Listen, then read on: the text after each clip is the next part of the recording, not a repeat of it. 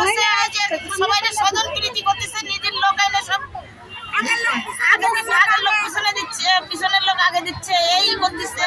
আমরা তো সেই লাইন আসছে, যখন ওইটা আসছে তখনই আমি কিন্তু এখানে আসছি। আর এখনো পর্যন্ত আমরা কিন্তু নিতে পারিনি, 2 ঘন্টা শুধু দাঁড়ায় রয়েছি, না করে বসে রয়েছি।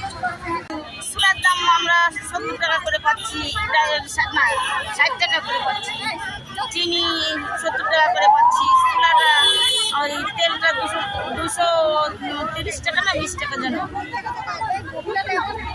230 টাকা না 20 টাকা, আমি সঠিক এটা জানি না। সবচেয়ে সব কিছু হলো 590 টাকা এটা। হ্যাঁ, এই দেখেন, এই যে 590 টাকা যে মাল দিচ্ছে, এই মাল বাজারে কিনতে গেলে আমাকে প্রায় 1000 টাকার মতো লাগবে।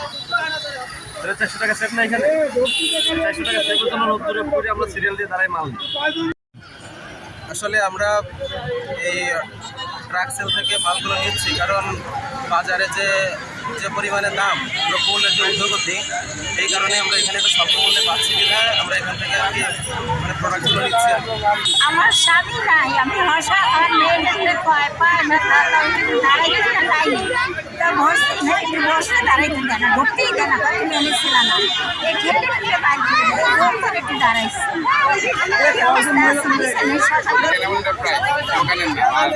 আমাদের পয়েন্ট করছে যে 20 নম্বর ওয়ার্ডে আমাদের প্যাকেজ 400 লোকের প্যাকেজ। আর এখন এখানে আমরা এখন 200 অলরেডি সেল হয়ে গেছে, আর 200 মাল আছে।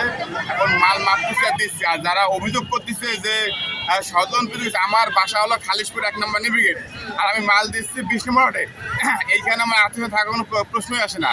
আর এই এক ভাই মানে বিনা পরিশ্রমে বিনা টাকায় সে আমার হেল্প করতেছে, সিরিয়াল মেনটেন করতেছে। সে তো একদম লিগালে এলাকার লোক সবাই চেনে থাকে, তাও সে কাজ করতেছে, ঠিক আছে। আর কোনো স্বজন করার সময়ও নাই আমাদের।